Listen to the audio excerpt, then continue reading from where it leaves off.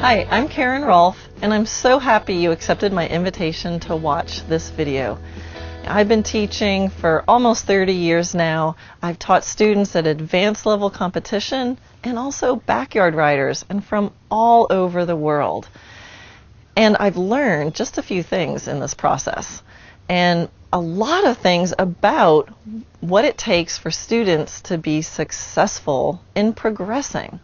You know, for years I've been asking myself this question of why do some students who seem to have the best horses, the most access to training and help and resources, sometimes still feel stuck and miserable, while other students who are sort of all alone in the bushes with their, less talented horse and no internet access and no local trainer, but they're not only happy, but they're really progressing. So if you're curious about the answer to that question, you're going to really want to stick with me on this.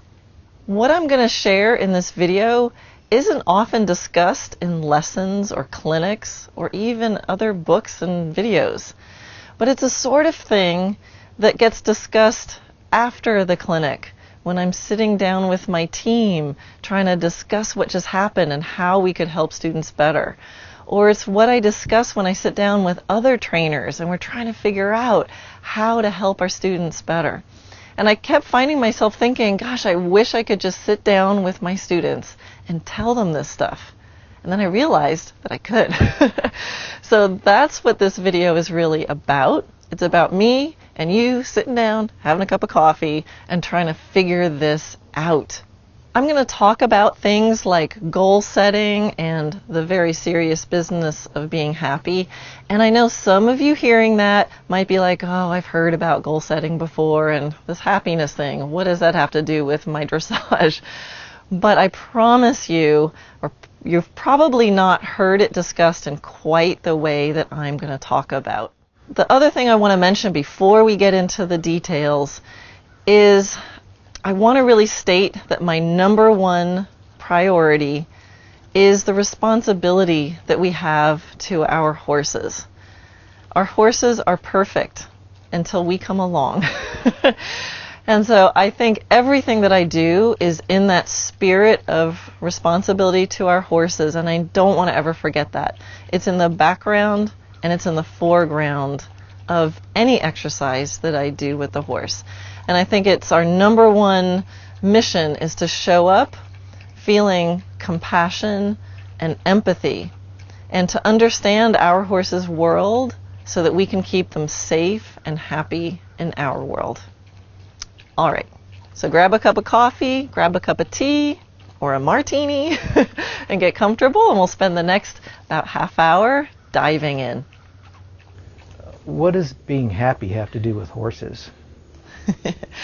Yeah, that's well, I mean, being happy is always a good thing because, then you're happy. But happiness is actually, it's a pretty deep subject. It's a very heavy subject.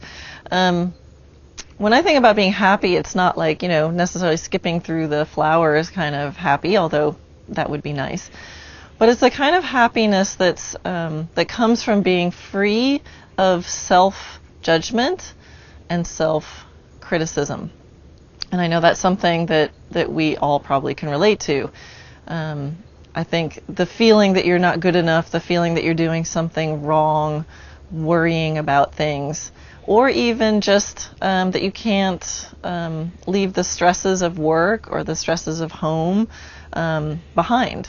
So when you ride your horse, we really need to be as authentic and relaxed or calm and in the moment as possible. So these are prey animals, and we can never forget that. They're prey animals, we're predators. From the minute we come in their presence, we need to be overcoming that. So anything that causes us to be restricted in our breathing or tense in our muscles is going to be just at a cellular level triggering the prey reflex in the horse, so the fight or flight. And we're having to overcome that. And I think a lot of people, since their horses are domesticated and they're their pets, and they're just hanging out at their nice safe barn, we can easily forget that. And but I think it's always there.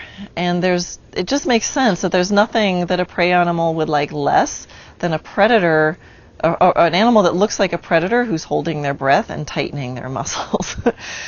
So then if you agree that that will affect your communication and your partnership with your horse, then it comes to, well, what are we going to, where does that come from and what are we going to do about it? So, I think we've all probably seen the person who very clearly stomps into the barn, they're pissed off from their day, and then they go and they fight with their horse and they have a terrible ride and they blame it all on their horse. So I think we've seen that cartoon and we all would agree that that clearly was the problem of the person. But that's happening on a really subtle level, I think, all the time. For example, with my day, I ride my horses early in the morning. I do that because I know that if I get on the computer and things start happening or not working, it's going to make it double hard for me to kind of readjust and get out there and be the person I need to be for my horse. So I've spent a huge focus in my life working towards being a happy person, a calm person in my life. So I'm really sensitive to this, but I've done it, well, for myself, but I completely feel the difference. We have to figure out ways to leave our stresses of work behind, leave the frustrations from our computer, or the feeling that nobody else did what you wanted them to do today, and so your horse is really gonna, he's really gonna listen to you. Good luck with that. They're reading our intention. They're reading our body language more than they're reading, oh, she's sitting in the shape for a shoulder in.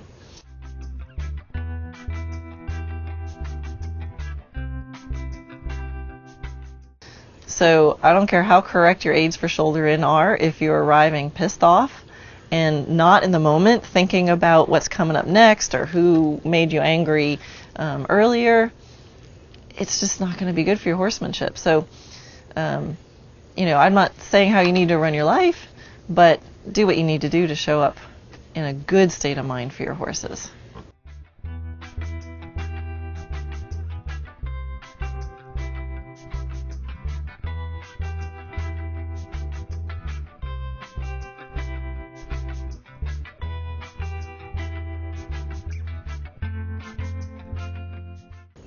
So I actually have a training scale that I call the Happy Athlete Training Scale, and it helps me remember about this. So at the base is happiness, and if you're happy, and by happy, calm, present in the moment, you're going to have a better chance of finding harmony with your horse.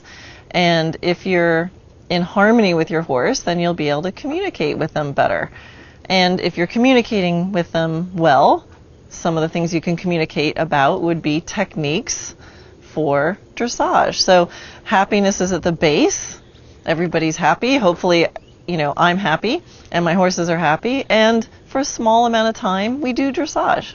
So I'd love for my horses to feel the same way, that they're mostly happy horses that spend a little bit of time doing dressage.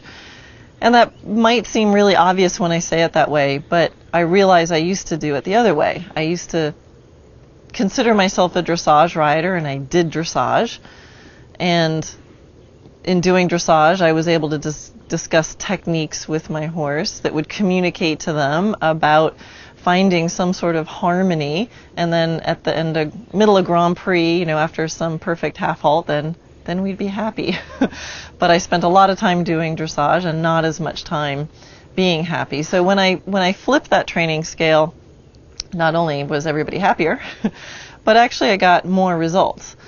So it's kind of about being balanced in your life and your horse's life, which goes back to what I said about the responsibility to the horses. I don't consider my horses dressage horses. They're horses, and we do dressage.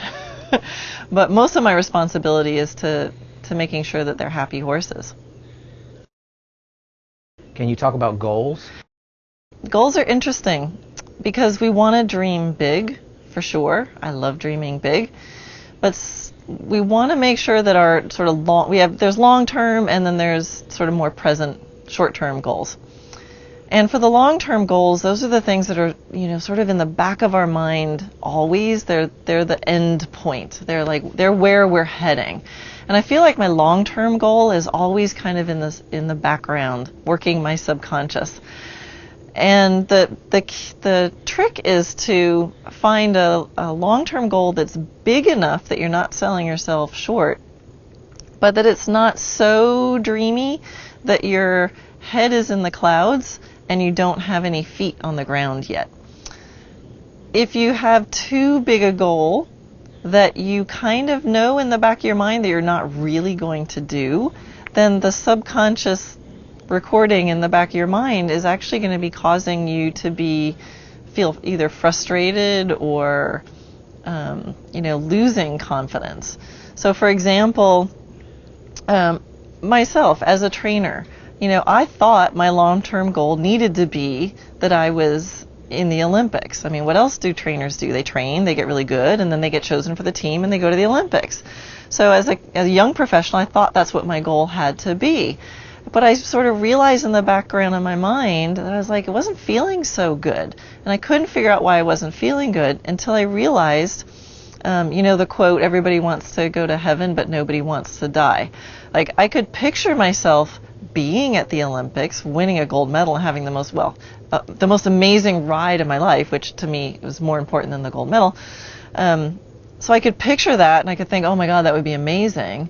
But when I pictured every single step that led up to that and everything that was involved, I realized that if I was truthful with myself, it's not how I wanted to spend my life. I didn't want to be on the road. I didn't want to be on a show schedule. I didn't want to be putting my horses on airplanes.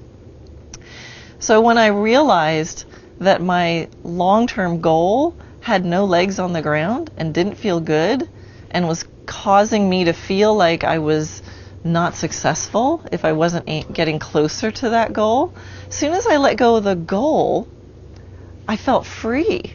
And then I could really create the goal that was more realistic. So I know it sounds weird to think of, dream big but be realistic, but I think there's something to that. So I want to tempt people to really ask themselves those questions of what, are you really prepared to do the steps for the goal that you're picking?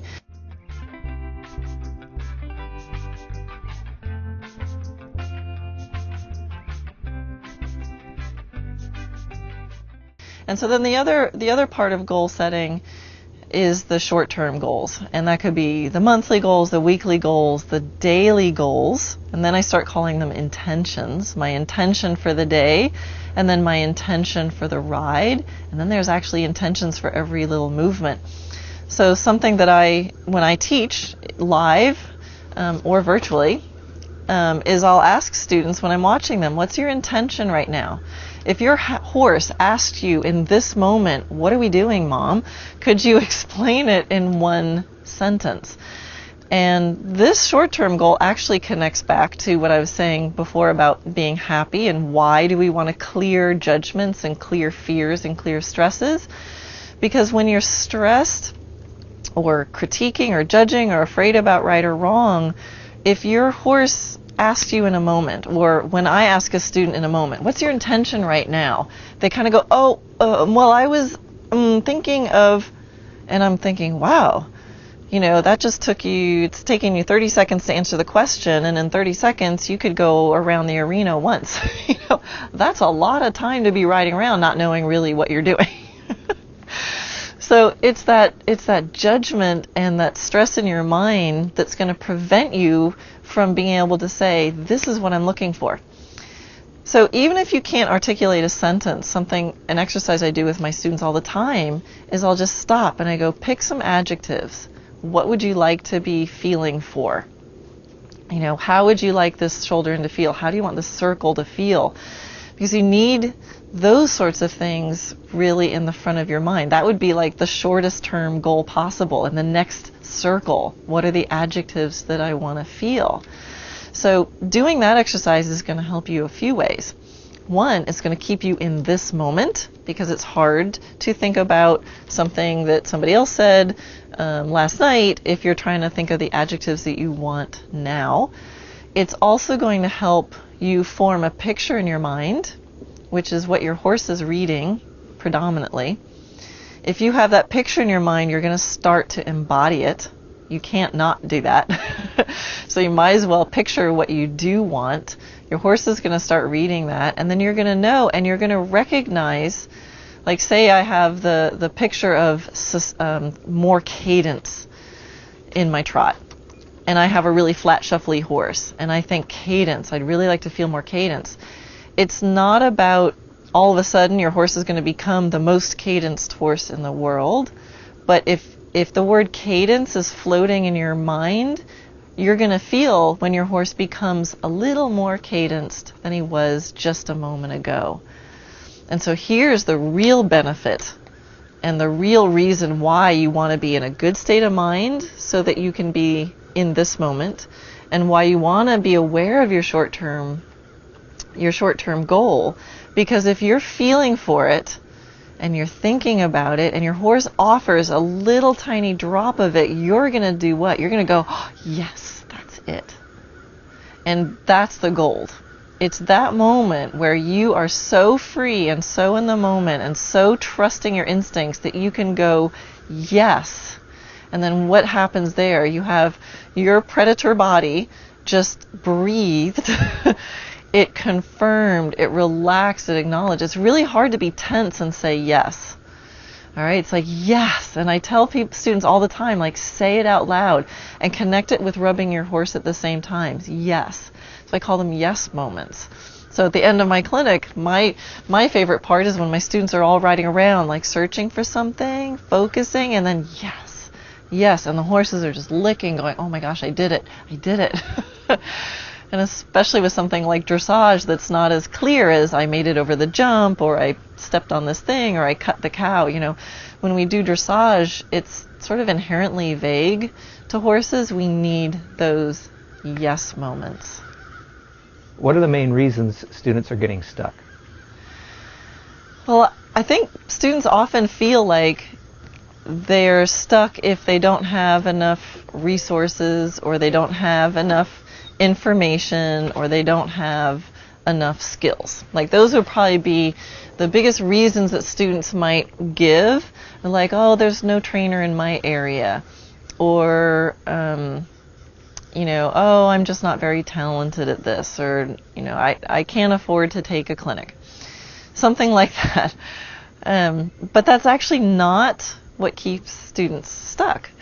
The main thing that I've seen keep students stuck is a lack of an ability to communicate effectively with their horse, and the lack of trusting their instincts. Because I've seen riders who have amazing horses that are already trained to Grand Prix. They're in full training, so they have a trainer every day when they ride.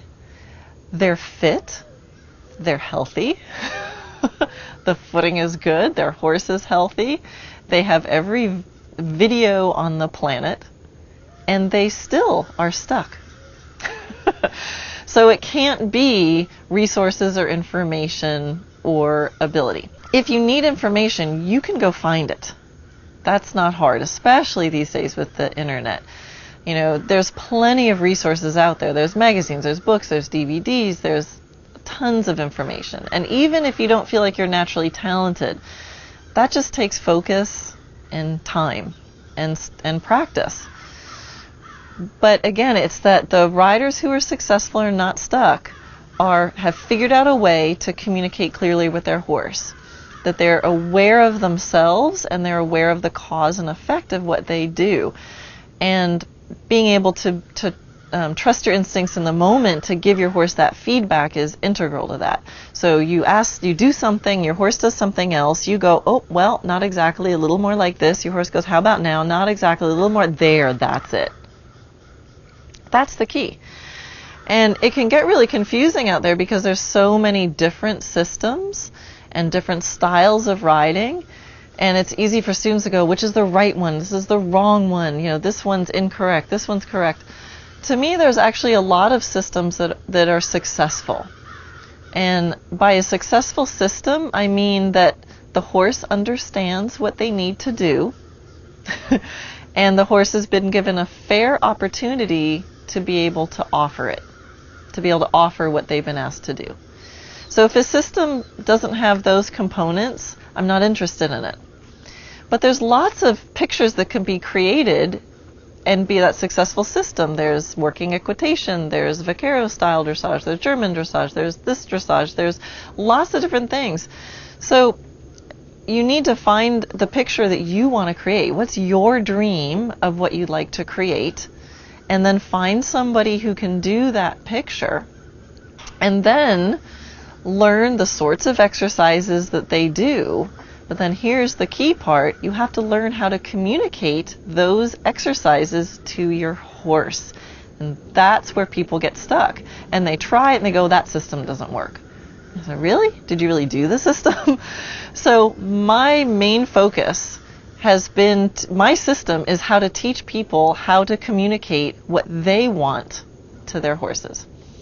Because I realize that it's less important that any particular instructor goes, oh, good, that looks good, that's a good trot, right? Because you can go to 10 different trainers and they're all going to point at a different trot and say, that's your good trot. No, this one's the good one. No, you really should, it needs to be more like this. So that can be really overwhelming for students. So what I try to teach is I go, all right, let's find a trot that's like fair, reasonable, and possible to do. And it's like the mama bear, right? It has, it's not too much of this, it's not too much of that, it's somewhere in the middle that you feel like you can confidently imagine and recognize when your horse does it. And let's just practice you being able to clearly communicate that to your horse. And when I'm live, I tell people, don't worry, I promise, I'll tell you if what you're asking for is like crazy or harmful or weird in some way or impossible. But if students got better at picking what they want to do, practice communicating it to their horse so that their horse and they understand. It's kind of like, listen, horse, I'm not perfect, but when I do this, I'd like you to do that. Please help me out here. I promise I'll tell you when you get it. If you're in harmony with your horse, then you're going to be a dream for any instructor to teach, and you could access lots of systems and get successes from each. So again, the most important relationship is between you and your horse, not between you and the instructor that says that looks good. We've probably all experienced a time when your instructor goes, good, and you're like, oh, really? Because my horse is hanging on me and I have to keep my leg on in order to maintain this. So to me, that's not good. It's only good to me first has to be you and your horse understanding each other. So that's always my first priority. And what I've learned is that students always know. This is, again, the trusting your instincts part. So in the basic course, if they say, well, is this the right amount of energy? Is this enough? And I go, well, I don't know. Is it matching what you asked? And are you in neutral? Does your horse know? And then we experiment. We'll try higher energy, try slower energy, try quicker tempo, try slower, and see if you can get in a range where you and your horse really feel like you understand each other and you're together. Once you can do that, then I can come along and go, okay, now that you and your horse are in harmony, based on my years of experience as a dressage teacher, may I recommend that you try this? and it goes so much smoother, and I feel like that's what's serving the student much more than me just saying, good, that's the one.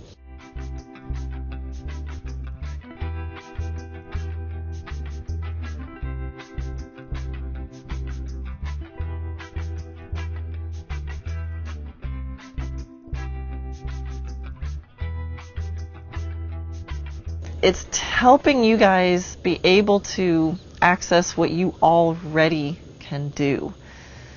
And that's my feeling about what education really needs to be about. Education is like to educe, to bring out what's already in there. When I play with students this way, they never not know. If I say, is your horse matching your picture? They always know. Sometimes they lie and they go, is your horse matching your picture of energy? And they'll be like, well, yeah, that was so much better. Like, that's no. So you can say, no, not yet, almost, and give your horse feedback. This is such the key, is you and your horse all by yourselves, alone, back in your field, behind your house, wherever you ride.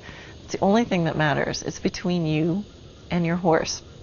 And if people can ride side saddle and have communication with their horse, if people can be, paralyzed from the waist down and have communication with your horse, if you can be in a Western saddle, an English saddle with long stirrups or short stirrups, long reins or short reins, what it means is none of those things are important.